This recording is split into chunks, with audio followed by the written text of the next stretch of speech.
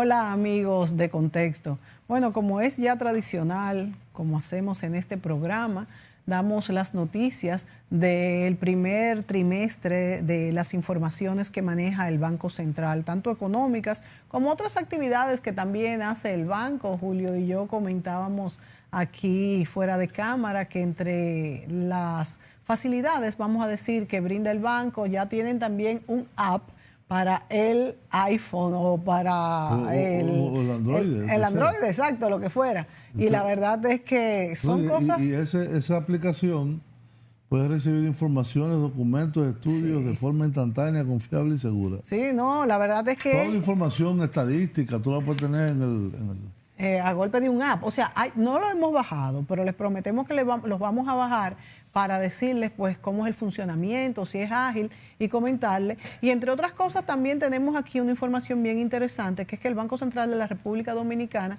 ha sido reconocido por la publicación internacional Capital Finance International como el Banco Central de mejor desempeño en gobernanza corporativa durante el año 2018 en América Central y todo el Caribe.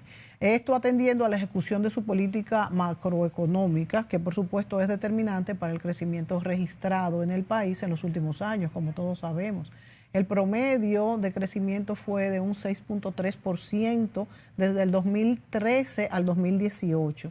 Y como todos sabemos, esta calificación internacional favorece muchísimo la inversión en la zona. También, ¿qué te parece, Julio? No, eso es importantísimo y eso se vincula con la clasificación de riesgo que tiene la República Dominicana con las principales entidades calificadoras de riesgo como Standard & Poor's, entre otras. En esa clasificación de riesgo, Moody's, Standard & Poor's, la República Dominicana está a un escalón de llegar a grado de inversión. ¿Qué significa esto? Significa que según estas calificadoras internacionales, que califican a todos los países del mundo, califican entidades en particular, califican sistemas financieros, se lo hacen con un sistema de letras o de números. Cuando uno es triple B más o ese es el de Moody's, en Standard & Poor's es algo similar, que es, diríamos, el cuarto escalón antes de A, AA y AAA. AAA no queda casi nadie. Creo que el Banco Mundial es el único que queda como AAA. Los Estados Unidos eran AAA, ya perdieron la clasificación de AAA. ¿En dónde están? AA. AA. Las grandes economías del mundo que estaban también en AAA, como Francia, como Gran Bretaña, por muchísimas incertidumbres. Sí, y elementos todos estos de incertidumbre. Europa también, del Brexit y demás. Todos esos elementos y anteriores, Sí. la crisis económica, el impacto de la crisis, hizo que esas clasificaciones fueran revisadas. Pero eso no es que te están diciendo que vas a perder, pero ya no tienes la absoluta y total seguridad de inversión de capital o de recuperación de inversión en ese tipo de entidades. Si la República Dominicana logra en los próximos tiempos, no voy a decir años o meses, sino tiempos, y en esto debe de haber una unidad conjunta del Ministerio de Hacienda, el Banco Central de la República Dominicana trabajando para ver cuáles son los elementos que, diríamos, no nos permiten dar el salto al siguiente escalón, que ya nos coloca en grado de inversión. ¿Qué quiere decir grado de inversión? Que el inversionista, que el costo de capital para el inversionista baja. Sí. Al bajar el costo de capital, la cantidad de inversión sube. Claro. Es un axioma. En el caso de América Latina, te voy a dar algunos ejemplos de países que son AAA. Chile, AAA no, que tienen grado de inversión. Chile creo que es A. Ok, pero vamos a aclarar eso. Cuando tú hablas que tienen grado de inversión, es que es más de triple B. Triple B o más. O más, ok. Es decir, puede ser triple B menos, triple puede B ser más. triple B menos también. Sí, hay distintas. Sí. Triple B, desde que tú eres W más, el próximo es triple B. Sí. Menos. Y nosotros Después, estamos en triple B. Nosotros estamos en B ahora mismo, en B menos. No, nosotros estamos en W más. W más, o sea que Ya estamos a un escalón. El próximo debe ser W estable, porque si no tiene, hay algunos que te dicen menos o más y otros estable o no estable. Sí. En el caso de nosotros, si damos el salto a triple B ya, entramos a grado de inversión. Y eso tiene una importancia.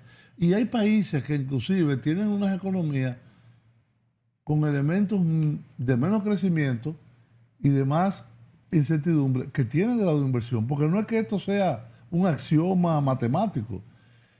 Colombia, ¿Cuál, por ejemplo? Colombia tiene grado de inversión. Sí. Y México tiene grado de inversión también. Y mira, México es una economía bastante volátil. La economía y la sociedad, los problemas que tiene internos. En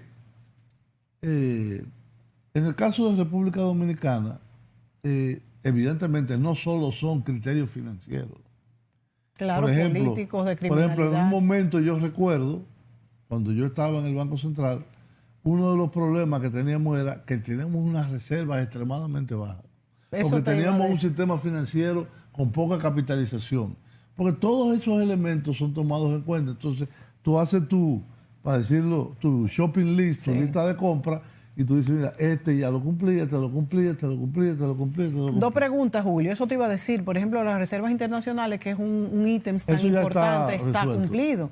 Entonces, que tú des ese, vamos a decir, los 6 o 7 ítems más importantes. Pero también la otra pregunta es, eso lo da el país. Entonces, lo dan pero lo dan las clasificaciones de inversión al país, pero también se lo da a las compañías particulares parado bajo la sombrilla del país. ¿Cómo influye eso? No, uno es riesgo país, es una cosa.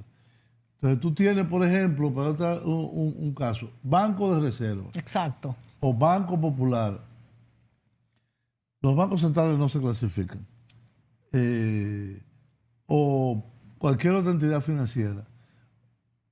Y ellos tienen entonces una clasificación especial, porque es una clasificación dentro del país. Y ya dentro del país tú la tienes en moneda nacional y en moneda extranjera. ¿Que te influye la clasificación del país? No. ¿No te influye? Claro, el ambiente general influye, pero es una clasificación per se.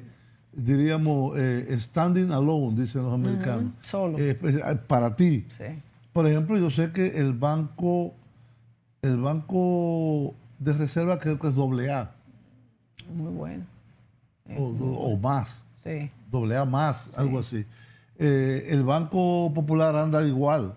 Los otros bancos también tienen clasificaciones muy buenas, pero una es en la institución como en conjunto, otro es el riesgo en moneda nacional y otro en moneda extranjera. Sí. Todos los bancos me imagino que están clasificados por los grandes bancos, sí, los pequeños por su naturaleza de préstamos y demás. Y luego todas las... Sí, pero un banco muy pequeño no. Porque no tiene esa... No, porque no tiene el peso sistémico. No solamente el peso sistémico, sino también las relaciones internacionales que me imagino que esta clasificación de riesgo país además, tú sabes que eso cuesta. Claro, eso cuesta. Eso hay que pagarlo. Sí, claro. Es decir, ellos lo hacen cuando no es un rentable, país, si son muy pero pequeños. cuando es una empresa pública o privada, por ejemplo, yo sé que uno de los problemas del país es el sistema eléctrico.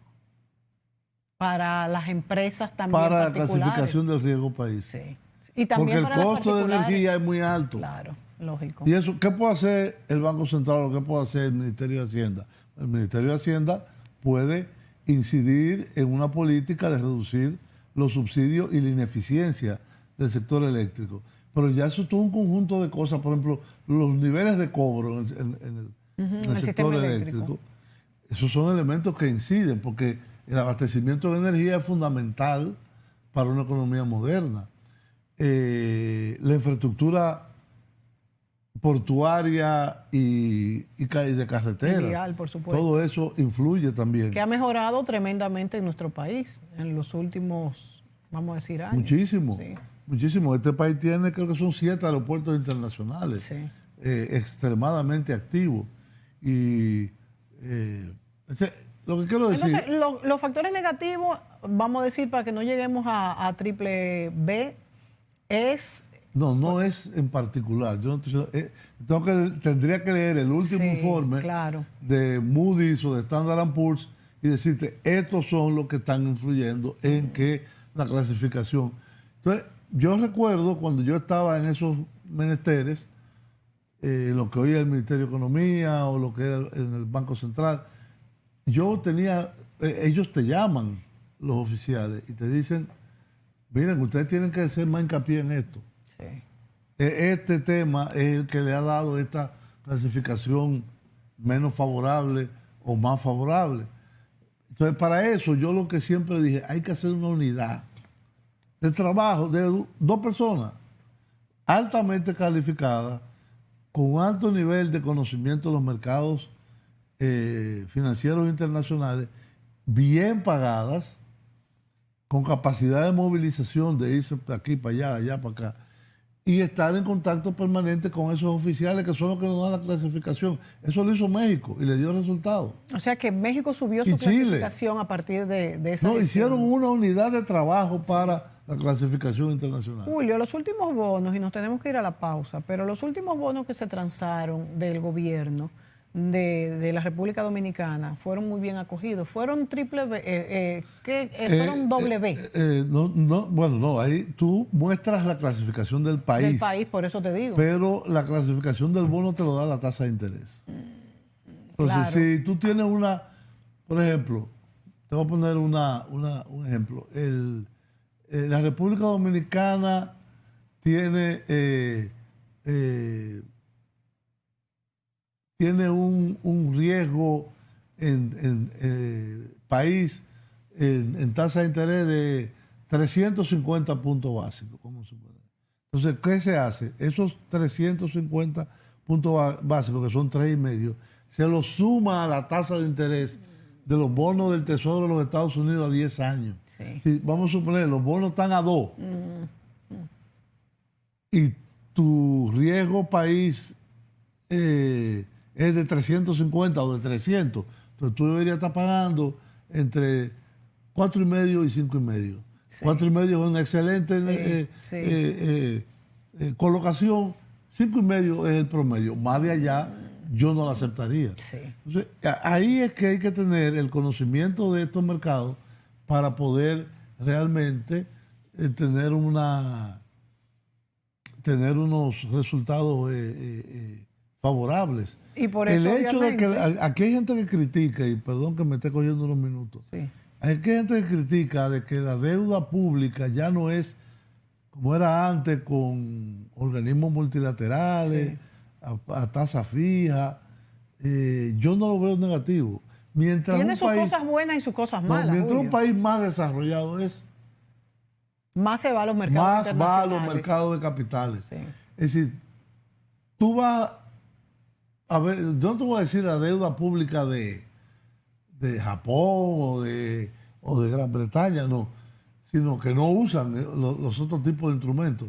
Pero la deuda pública de Chile, Chile usa algunos organismos, pero 80%. Lo que pasa, Julio, es en los mercados internacionales. Tú te refieres, me imagino, a que cuando uno usa los mercados internacionales y sale a cotizar, pues se basa en la credibilidad del país, claro, y en estas claro, calificaciones, y eso significa que hay credibilidad en un país. Claro. Pero a los ciudadanos también les preocupa un poco cuando estos bonos los ciudadanos no saben de finanzas. Sí, pero a los que saben les preocupa un poco porque no se fiscaliza. Bueno, a mí, voy a ponerme a mí me preocupa un poco. Bueno, cuando no se fiscaliza, exacto, cuando no se fiscaliza para qué es ese gasto, porque con los organismos eso va multinacionales... a los presupuestos. Exacto, pero Y los lo que tú organismos... tienes que fiscalizar es el presupuesto. Estoy de acuerdo, pero Fíjate, ahí se le va un poco de las manos. En Estados Unidos, para yo ponerte un ejemplo, que aquí todo el mundo lo toma como ejemplo, Sí. ¿qué es lo que negocia el Congreso y el Ejecutivo? Es el techo de gasto. ¿Qué es el techo de gasto? Usted puede tener el techo de deuda. Usted puede tener una deuda ¿Y de gasto también? de X, de X. Es decir, tú tienes ya un espacio para emitir 100.000 millones más o 200.000 millones más, o en el caso nuestro 2.000 o 3.000, lo que sea. Lo importante es ese techo de endeudamiento y no tanto el uso de los recursos.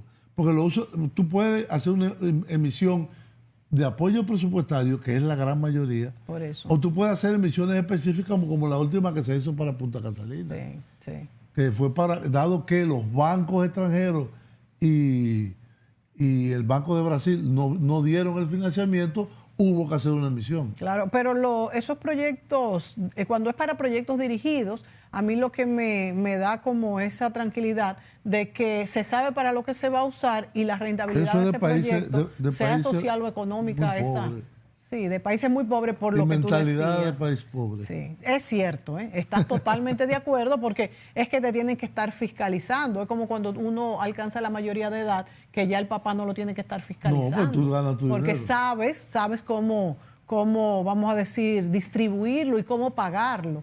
Pero como a veces a la gente, no estoy diciendo que sea el caso particular de la República Dominicana, sino que... Pero es indicador En de el año madurez del país. Eso es indudable. 1996, cuando el presidente Balaguer entregó el gobierno, el PIB del país era 8.000 millones de dólares. Sí, Hoy en día son 88.000. sí. 11 veces más. Sí, indudable. Vamos a la pausa. Vamos a la pausa. Volvemos.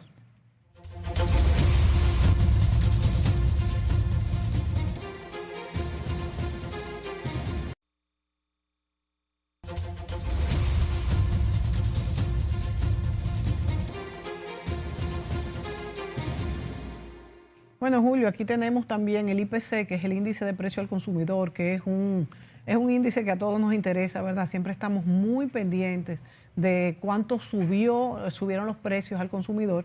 Vemos que tuvo una variación de 0.65% y la acumulación acumulada en el primer trimestre fue de un punto 0.86. Sí, bastante controlada, ¿verdad?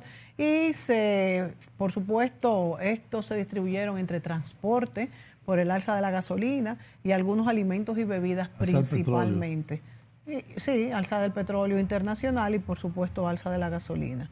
Entonces, 0.86% no es tanta la inflación a pesar No, y de los del cuales alza esos dos ítems que tú mencionaste, transporte, que incluye los precios de la energía, Sí.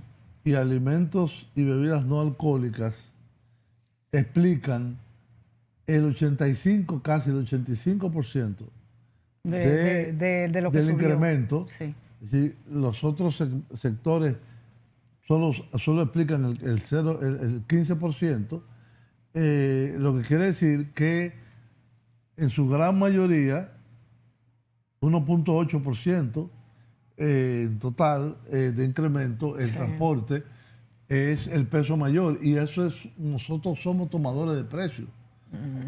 ¿Qué podría hacer el gobierno? ¿Congelar los precios de la gasolina? De la gasolina. Eso En cierto sentido no está transfiriendo todo. En momentos hemos presentado aquí mismo en este Que no se programa transfiere. gráficas y hay momentos que no se transfiere. Que no se todo. transfiere y por eso es que no la baja totalidad y del sube incremento. siempre con relación exactamente al precio Porque de lo contrario hay un problema social. fuera muy abrupta. Hay un problema de sostenibilidad social y política de esa medida, porque aunque por suerte a finales del año 1999-2000 se propuso esta ley tributaria de los combustibles, que se vino a aprobar en el 2000, después de instalado el gobierno de Hipólito Mejía, pero propuesta en el gobierno anterior. el tema de los ajustes de los combustibles se ha despolitizado. Sí. Ya la gente dice, ¿cuánto fue que subió esta semana? ¿Cuánto fue que bajó? ¿Cuánto de tal cosa? ¿Está bajando mucho? ¿Está bajando poco? Es decir, antes un aumento de los precios de los combustibles era una crisis. Sí. No, y se atribuía una crisis, había manifestaciones, quemadera de goma, tiros y de todo. Sí. No, y hemos visto cómo en otros países eso no se ha logrado. La gran mayoría, la gran mayoría no tienen este mecanismo de indexación semanal. Y hay gente que lo critica con que sea semanal. Yo creo que debe seguir siendo semanal. Porque o si quieren cambiarlo en vez de semanal, 15 días. Yo creo que es mejor semanal porque se refleja. No, y la gente lo asimila sí, muy porque rápido. Si no pudiera ser muy abrupto. Y es como el tipo de cambio. También era un problema el manejo del tipo de cambio. Ya aquí los deslizamientos o la ganancia que pueda tener. Bueno, yo te voy a decir algo también. Ha sido asimilado por la economía. Pero porque no han sido cambios abruptos. Porque por si eso fueran mismo, cambios abruptos. Lo mismo pasa con la gasolina. Sí. Pues lo más que te pueden subir, lo más que yo he visto, es que le suben 7 pesos. Sí, 7 pesos son 12 centavos de dólar. Es mucho.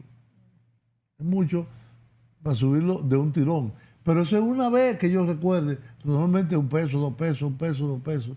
Y tú estás hablando de, en términos de dólares, de 5 centavos de dólar. La gente se queja también de que no está clara la relación del impuesto que se paga y el precio de la gasolina y que no saben, pero influye mucho. La gente se queja mucho. Sí, es obvio. También influye lo que tú has dicho, has explicado, que hay veces que no sube tanto como sube el precio del petróleo y por eso quizás no baja tanto. O sea, hay muchas envueltas, muchas variables. No, lo que sucede en esos casos es lo siguiente: la refinería importa el petróleo y se lo vende a los distribuidores. El Ministerio de Industria y Comercio le dice, véndeselo a este precio y hay un diferencial que lo asumo yo. Sí. Entonces, lo que yo he visto en otras ocasiones es que Industria y Comercio arrastra un pendiente, le dicen ellos, que en realidad es una deuda de muy corto plazo. Sí. Que puede ser muy alta o puede ser cero, dependiendo del amortiguamiento que se quiere o no. Yo me recuerdo en las elecciones del 2012, se congeló completamente durante 4 o 5 meses los precios del petróleo. ¿Por qué? Porque tenían un problema. En ese momento estaba subiendo el petróleo y si tú trasladabas todo eso, era casi hacer una campaña en contra al candidato oficial y una campaña a favor del candidato. Mira cómo se politizan estas cuestiones. Sí, pero no desnaturaliza el mecanismo. ¿Por qué? Porque inmediatamente se pasa ese evento o una catástrofe natural, o no solamente tiene que ser un evento político. Es decir, tú no traspasas ese costo. Esa alza o disminución, dependiendo de lo que fuese. Así es. Sí. Bueno, tenemos aquí también, a mí me gustaría, Julio, que tú explicaras un poco estos términos de inflación. Por ejemplo, hay una inflación que se calcula en base al mismo periodo del año anterior. Esa es la interanual. Que es la interanual, sí. Exacto. La inflación respecto a... La interanual se ubicó en 1.40. Eso es una cosa increíble.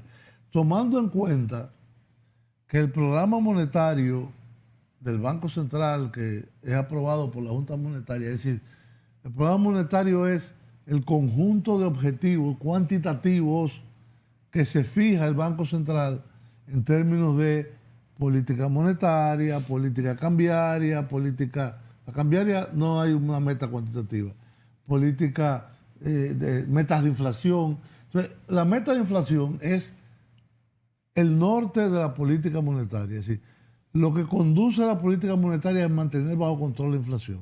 La meta de inflación, tomando en cuenta el potencial de desarrollo de la economía dominicana, es 4% de inflación anualizada, más o menos 1%. Es decir, Puede subir puede a ser 5. de 3 a 5. En ese rango es que debe de oscilar. Si estamos en 1.47, 1.5, ponle para redondearlo, regalamos el 0.03. Sí. Eso quiere decir que estamos el 50% menos del rango más bajo. Sí. Sí. Lo cual Muy buen indicador. habla muy bien de la política monetaria que permite mantener esta inflación anualizada bajo un estricto control. Aquí tenemos también, el Banco Central da pues la inflación por sectores, Mira, el crecimiento por anualizada sectores. al final de cada periodo, en el año 2017 fue 3.14, en el rango bajo de la meta. Sí. Y en el año 2018 fue 3.91. Es decir, en el rango medio, justo medio, casi medio, un poquito por debajo del medio, del 2%. Sí. Esto es realmente un logro enorme. No comparándonos con los casos como Argentina, Venezuela, que ya ahí es un desastre. En Argentina la inflación mensual es de un 10% casi. Es terrible lo que está pasando. Un programa la semana que viene vamos a tratar la economía argentina, que la verdad es, señores, que hay que ver lo que está pasando en ese país, un caos. Que la gente no puede ahorrar en su moneda, que la devaluación es enorme, la inflación, no hay un desabastecimiento y eso, total. que es un gobierno que está apoyado por el FMI, por la Comunidad Financiera Internacional, por el gobierno de los Estados Unidos, es decir, que tiene todos los elementos a su favor. Sí, no, y que la verdad es que los ciudadanos votaron por Macri creyendo que la economía iba a resurgir y ha sido un estancamiento total. Tenemos que ir a una pausa.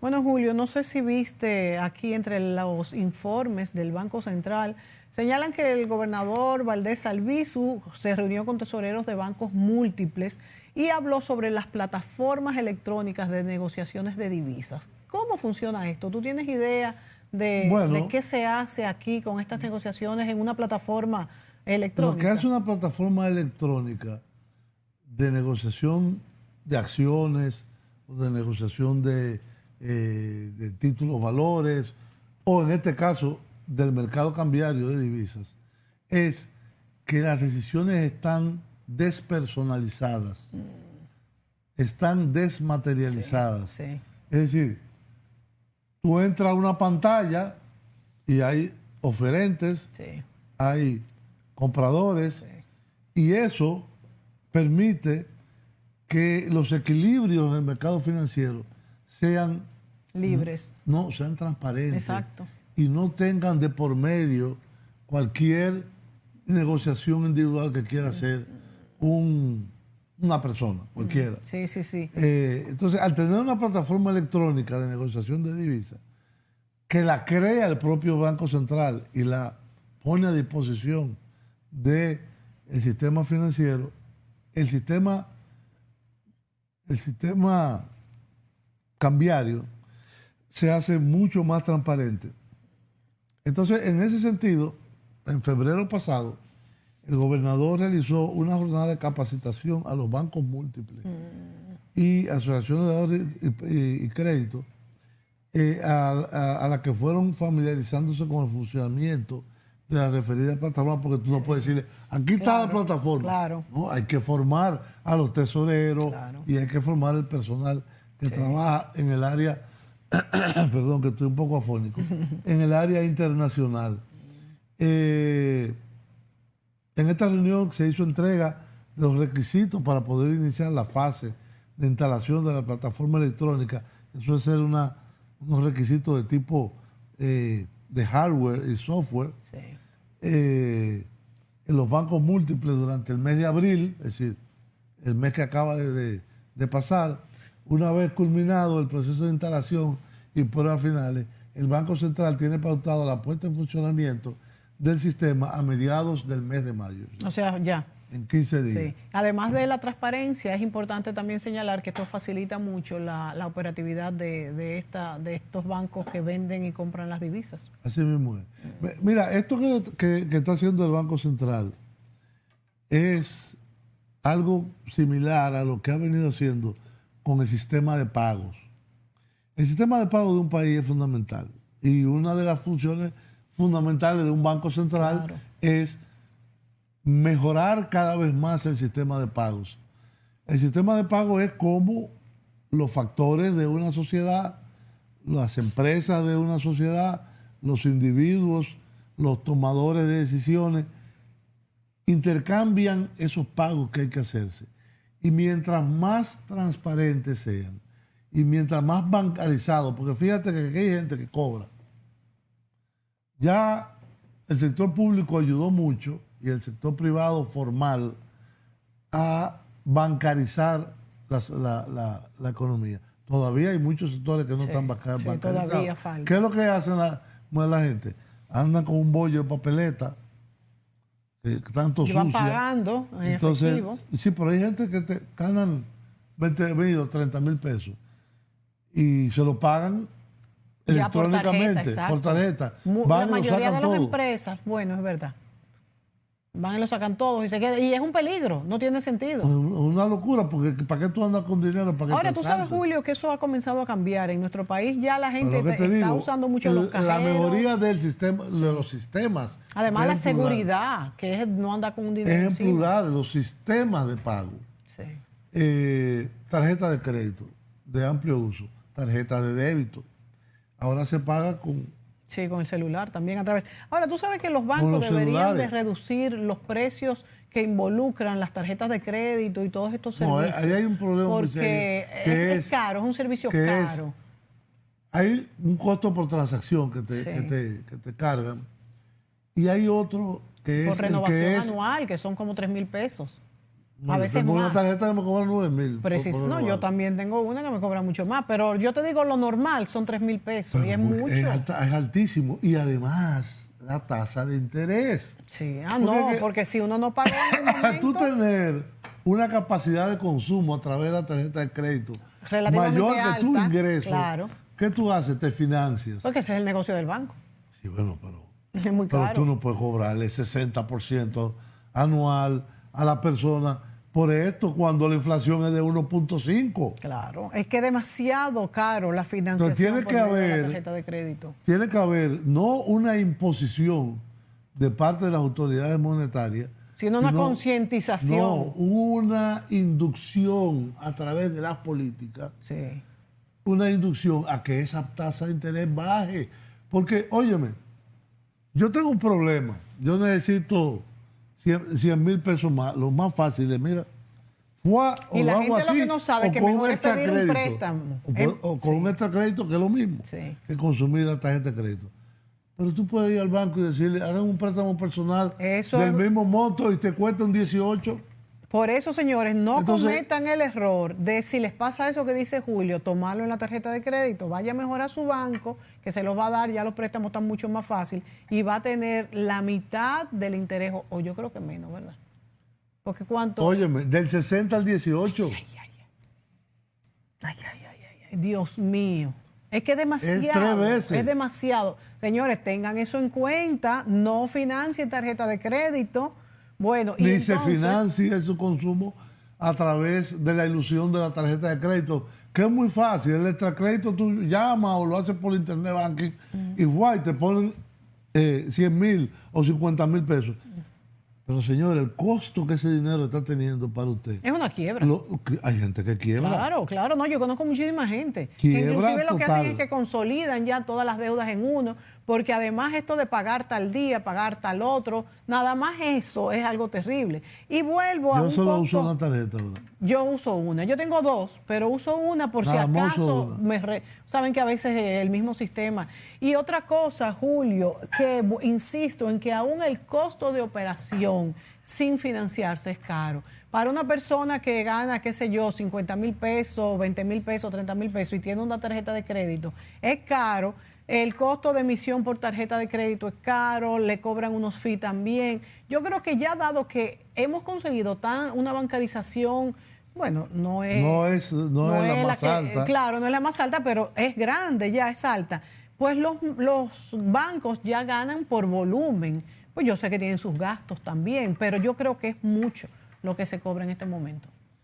Bueno, debería yo estoy bajar. diciendo 60% en pesos. ¿Pero sabes cuánto cobran en dólares? Lo mismo. Lo mismo. Ay, Dios mío, vámonos a la pausa, a no desmayarnos aquí mismo y volvemos.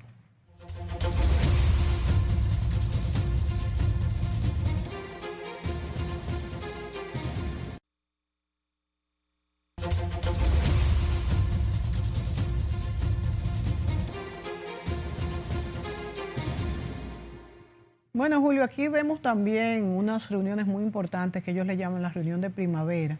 Del Fondo Monetario. Con el Fondo Monetario Internacional Mundial. Y el Banco Mundial. Ustedes saben que tenemos vamos a decir, ese molde todavía. Y es Todavía no hay nada que lo sustituya. No, por eso tenemos, por eso te decía que yo creo que es saludable, porque indudablemente, aunque nuestra economía ha crecido, se ha desarrollado tremendamente, como tú dices, el Producto Interno Bruto ha subido, bueno, depende desde cuándo uno lo tome, pero ha subido desde el 2013, exponencialmente. ¿En el 2013 en cuánto estaba? No, si tú lo tomas anualmente, promedio 6.3. Exacto, es mucho, Es altísimo. Es muchísimo. Bueno, de hecho, el más alto de la región. Debe ser el más alto. Y en el periodo anterior, del 2004 al 2012, hubo un periodo del impacto de la crisis financiera internacional en 2008 y 2009. 2008, pero 2009. El promedio es de 7%. Sí. Y después de la crisis, que nos recuperamos bastante Muy rápido rápido también nosotros. Bueno, pues la cuestión, señores, es que el Banco Central, sus funcionarios y el gobernador pero yo creo que va a una comisión. Va a una comisión, pero el gobernador del Banco Central es el gobernador ante la Junta de Gobernadores del Fondo Monetario Internacional. Entonces, el ministro de Economía, Planificación y Desarrollo es el gobernador ante el Banco Mundial y el ministro de Hacienda es el gobernador ante el Banco Interamericano de Desarrollo. Que yo creo que debería ser inverso, pero bueno, eso son cuestiones del pasado. Entonces, bueno, pues entre el 11 y el 13 de abril se llevaron a cabo en Washington las llamadas reuniones de primavera conjuntas del Banco Mundial y del Fondo Monetario Internacional, que realmente es, yo diría, la cita más grande del sistema financiero mundial. Ahí van los bancos, las autoridades, los ministros de Hacienda, los gobernadores del Banco Central, los ministros de Economía, las calificadoras de riesgo, los emisores de bonos. Es decir, o sea, ahí se analizan, Julio, todas las perspectivas económicas. Las perspectivas de ese año. Sí, no solamente de nuestro país, sino de la región, del mundo. Nosotros somos un pedacito chiquito. Sí. O sea, que nos conecta, es algo que nos conecta mucho con nuestra economía. En ese marco, el gobernador Valdés y su equipo se reunió con el señor Alejandro Werner, que es director del Departamento del Hemisferio Occidental del Fondo Monetario Internacional, en el que evidentemente se analizan las perspectivas de la economía mundial, es decir, cómo el fondo ve, que por cierto la revisó a la baja, el crecimiento de la economía mundial, las tendencias de los precios internacionales del petróleo, el proceso de la política monetaria, la Reserva Federal de los Estados Unidos y toda esa serie de factores que inciden en la economía regional y nacional. Imagínense que, o sea, se ve todo lo de la política económica de los Estados Unidos y también todo lo regional, que es nuestro... Y mundial. Sí, pero te digo que... Pero, por ejemplo, la guerra comercial entre Estados Unidos y China es un factor que incide en todo este proceso y eso tiene que analizarse ahí. También se resaltó el crecimiento económico del país. Claro, lo reconoció el evidentemente, fondo, evidentemente. porque es importante decir que el crecimiento del PIB y todas vamos a decir, las señalaciones económicas del país han sido hechas tanto por el Banco Central como por el FMI y el Banco Mundial. O sea, han sido avaladas. De hecho, creo que en la del Banco Mundial estamos un poquitito más alta, un puntito más. ¿En qué? En el crecimiento del PIB. O sea que lo que digo es que... En las proyecciones. En las proyecciones. Pero es casi la misma, 5 a 5,5. Sí. Pero han sido avaladas, es lo importante. Igualmente, primero dijimos que se reunió con el director del Departamento del Hemisferio Occidental del Fondo Monetario Internacional, es un funcionario del fondo, que es el más importante para todo el área de América, del continente americano, desde Alaska hasta Tierra del Fuego, que es el señor Alejandro Werner. Sí. Y también tuvo una reunión bilateral con el señor Alexander Tombini, que es el director ejecutivo por la silla. ¿La silla qué es? La silla es la cantidad de países que se agrupan en torno a un director ejecutivo. En este caso, siempre nosotros estamos con Brasil. Sí. Está Brasil, está Colombia, creo que está Haití, está Guyana, son como 6 o 7 países. Ahora no recuerdo todos. Entonces, este señor siempre, tradicionalmente en el fondo, fue una leyenda en el fondo, el señor Alexander Kafka, que estuvo casi 30 años como director ejecutivo brasileño, ante el directorio ejecutivo del Fondo Monetario Internacional. Y a este señor es el que pertenece a esa, en inglés se dice constituency, en español le decimos silla, al que pertenece la República Dominicana.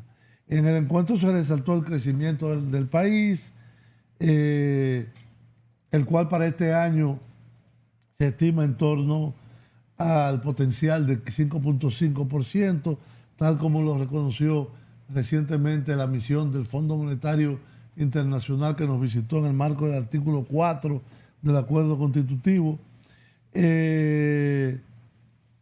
También en la reunión entre el director Tombini y el gobernador Valdés, el cónclave contó con la presencia de gobernadores y presidentes de bancos centrales de otros países miembros de este foro. Julio, yo quiero, antes de que, ya veo que tú estás terminando de ese informe tan interesante, y no quiero me falta una reunión que tuvieron de gobernador con la delegación de alto ejecutivo del Citigroup, en la cual la máxima ejecutiva del Citibank, le decimos, Citigroup, la CEO del Citigroup, la señora Jane Fraser, responsable de todas las operaciones de los 23 países donde el Citi está presente en la región, también tuvo una reunión con la delegación dominicana encabezada por el gobernador Héctor Valdés. En esa reunión se intercambiaron perspectivas macroeconómicas en el corto y mediano plazo. Las autoridades dominicanas del Banco Central sostuvieron una reunión con la delegación del Instituto Internacional de Finanzas o de Finanzas Internacionales, IIF por sus siglas en inglés, donde analizaron las perspectivas financieras del país. Y este grupo se encarga de apoyar al sector financiero global en el manejo prudente de riesgos, desarrollo de mejores prácticas y abogar por políticas regulatorias, financieras y económicas que sean de interés general para los miembros. Mira, Julio, en no la quiero delegación que se me quede dominicana, el gobernador Valdés estuvo acompañado del subgerente de política monetaria, cambiaria y financiera, Joel Tejeda, y el licenciado Rafael Capellán Costa, director del Departamento Internacional.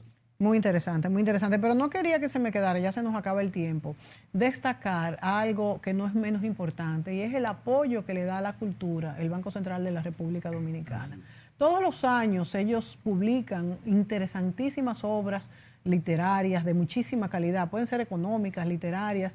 En este caso no pude asistir, cosa que, bueno, lamento mucho porque siempre me gusta estar en estos actos que la verdad es que son... ¿La Feria del Libro? Bueno, este fue en la Feria del Libro, pero ellos lo hacen generalmente allá en el Banco Central, en los salones del banquito, del que está enfrente, del primero, del original. No.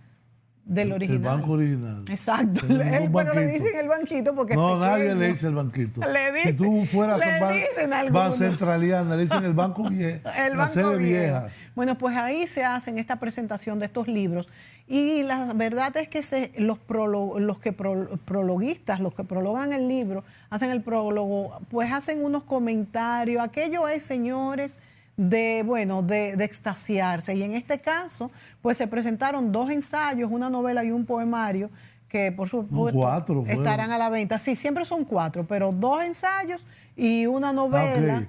Y el otro no sé cuál era. No, mira, no te vio morir. Novela del escritor y periodista Luis Beiro Álvarez. Que es buenísimo, Luis Beiro. Los herederos. Sí. ADN cultural dominicano, ensayo del filósofo y poeta y antropólogo ya Fernando ustedes Ferrán. Saben de Fernando Ferrán. Vamos a traerlo a ver ese libro, porque mira, Fernando es genialmente sagaz, me encanta. Escritoras hispanoamericanas, Sí. ensayos críticos del catedrático investigador Manuel Ocers y Bajo el sol de Guabatico. Es un poemario de la profesora Felicia Vázquez. Tienen que ser todos magníficos, ¿eh? Son 4. O sea que son 4. Siempre ellos presentan 4. Felicitamos al Banco Central y qué bueno que están dando este apoyo a la cultura, que no es menos importante que todas estas decisiones económicas que muy bien pues lidera el gobernador del Banco Central, Héctor Valdés. Lidera. El gobernador del Banco Central, Héctor Valdés Albizu. Señores, gracias por estar ahí siempre con nosotros y también buscarnos en nuestro canal de YouTube, CTXT_RD, y ahí dejarnos sus comentarios. Hasta la próxima.